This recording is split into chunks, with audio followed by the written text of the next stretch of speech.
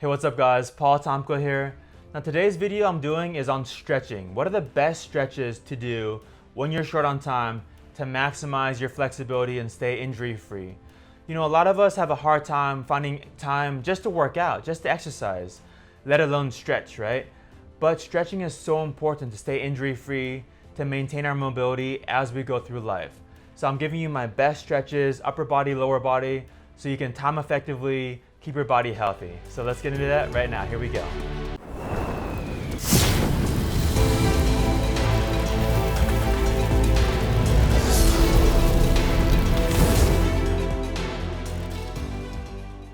So today I'm going to show you my top 4 or so stretches for upper body, and then we're going to go into the lower body.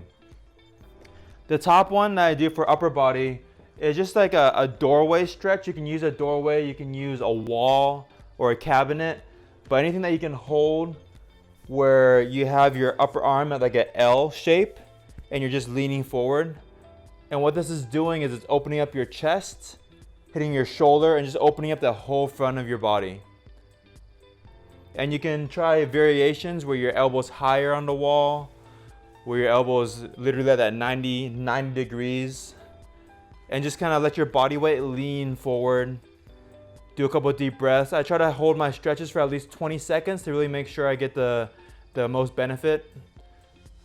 And you hit the other side from there. Again, you can use a wall, a door, doorway. That's the first stretch. The second stretch that I normally always hit is where there's no real name for this, but you have your elbow up. It's almost like you're doing your tricep stretch, but I like to use a wall to intensify the stretch of it. So I use my body weight and I lean in. And doing this stretch opens up all these muscles right here, your rear delts, the back of your shoulder, teres minor, all these muscles back here that oftentimes get strained when you're doing sports or overreaching or doing pull-ups. Helps loosen up all this stuff. Another stretch I like to do when I can is to actually do the one I was just showing you guys. It's very similar to the last one that we just did, but this one you're able to hit your triceps a little bit harder. So I'll knock out both of these. So both variations, this guy and that guy. Again, normally holding for 20 seconds and just leaning into it. The last upper body stretch that I normally do is stretching the bicep out right there. So again, you don't want to overdo this. You can definitely strain your bicep by stretching too hard doing this. You want to make sure you're warmed up. And again, just kind of lean into it and help stretch that guy out. There's a ton of other stretches you can do for your upper body, but that's the basic ones that I always stick to. If you have tight forearms, you can always stretch your extensors on the outside. You can stretch the inside part of your forearms on the inside. You can use the mat as well. If you want to stretch your forearms, the easy way is leaning forward, stretching your extensors, your flexors, multiple different directions that you can go, depending on how flexible you are. But for upper body, I like to keep it real basic. That's it. For lower body, some of the most important ones, of course, hitting your quad. So standing is always best to hit your quad muscle. And one of the most important things when you're doing this stretch is to make sure that when you're doing your quad stretch, you're not letting your hips kind of sink back. Because when you do this, you're not gonna feel a good stretch on your quad. It's gonna take the stretch off. So what you wanna do when you're stretching your quad is to actually push your hips forward. So see how when my hips go forward, it increases the stretch on my quad. And of course, if you need to work on your balance, you can always hold on to something while you're doing the stretch. So both legs, at least 20 seconds each. The second stretch for my lower body I normally like to do is, in yoga they call it like a pigeon pose. But your legs like this, kind of like a pigeon. I do pigeons sit like this. I don't know why they call it the pigeon pose actually. But they call it the pigeon pose in yoga. And what this is doing is stretching your glutes and also your IT band, which is super important. The IT band runs down the side of your leg, and it's not necessarily a muscle, it's more like a connective tissue that ties in the quad with the hamstring, but it gets tight very easily. So by doing this stretch, you're opening up your IT band and your glute. Again, 20 seconds ideally. The next one you want to hit is your hamstring.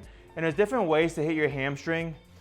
One of the most common ways that a lot of people do is just a seated hamstring stretch where you're keeping your body upright and just leaning forward.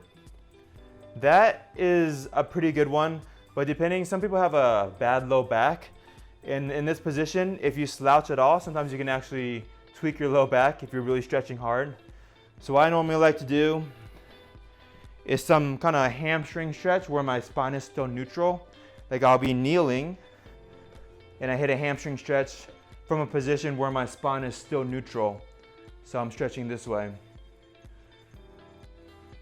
Same thing if you want to do a hamstring stretch from a standing position, especially if you have a bad back. You don't want to just kind of hang down and pull because your low back can actually round and you can throw out your back. So what I like to do is, if you're not very flexible, stand with a staggered stance so you can reach the ground and take some of that pressure off that low back while still stretching your hamstrings. So from here, and once your hands are on the ground, you take that pressure off the low back and you can kind of move around and find a good stretch for your hamstrings. The next big one that I like to do for my lower body is a hip opener. So for that, I'll do a lunge forward. So by lunging forward, you're opening up your right hip flexor, opening up this guy. Also, your glutes are getting stretched out here. And if you want to intensify this stretch, you can always grab your back foot and lean forward as you're doing this stretch to really intensify the stretch in your hip flexor. The last one that I like to do for my lower body, again, trying to keep it basic, to make sure you're stretching your calves. So for that, I normally am just on the side and just one calf at a time. Again, 20 seconds.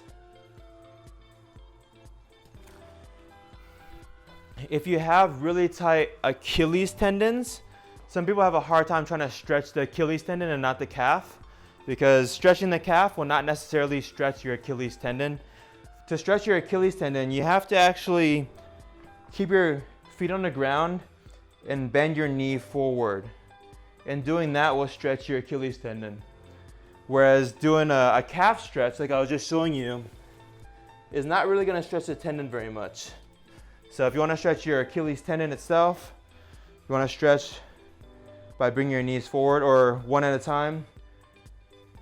Keep your whole foot on the ground and lean your knee towards the ground. And that is going to stretch out the Achilles. So that's it. Again, stretching can be kind of a pain because we're all short on time. Sometimes we don't even have time to go to the gym. But stretching regularly, even 10 minutes a day, after you get out of the hot shower, after a workout, really going to keep everything loose, keep everything aligned, and keep you injury free. Super, super important. All right, that's it for this video on doing stretches at home, anywhere at the gym. The best stretches, the most effective stretches to do. Are you surprised by any of my choices for the stretches that I do every single day? What's your favorite stretch? Let me know in the comment section below. If you haven't yet, check out my other training videos that I posted, and I'll see you guys in the next video.